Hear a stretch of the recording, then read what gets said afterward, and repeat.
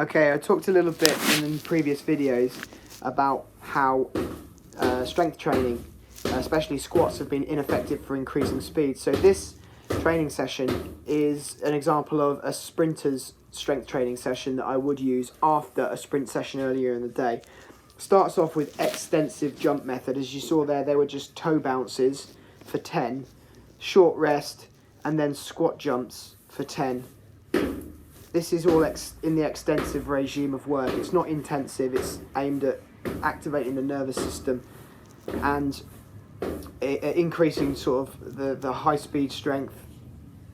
Do this first because the extensive nature of it means that the quality would be quite heavily hindered if you did it later in the session. So I tend to do the toe bounces to start, and then I do the squat jumps, and then there's 10 split squat jumps. This is for 3 sets of 10. So after I've finished all of these jumps once, and this is the first set of 10 of split squat jumps, I will then rest for 2 minutes, and then I'll do the next set. After the 3 sets of 10 of the 3 jumps, we move on to squats.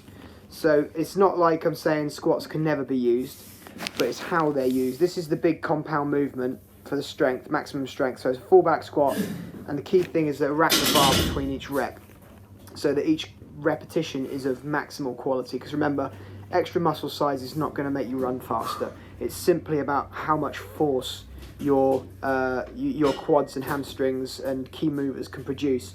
So a short rest pause is enforced between each repetition, full depth squat, and using Prilipin's chart, this weight is about 90% of my 1 rep max at the moment.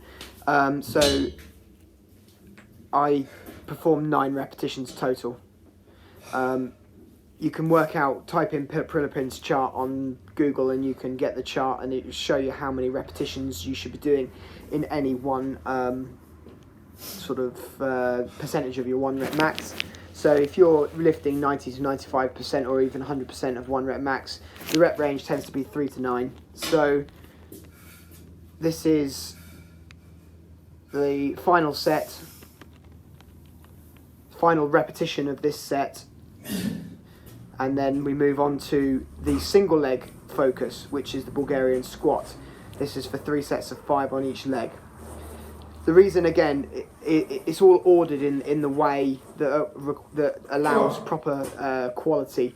So the big compound movement comes before the single leg focus movement. This is more important for sprinting, actually, with made a mistake there, with the hamstrings, because this really gets into the rear chain, and the force production at that position there is really what's going to give you the pull when you're sprinting, when your foot strikes the floor at that pull. So that's the session. And that's what I would do for a sprinter.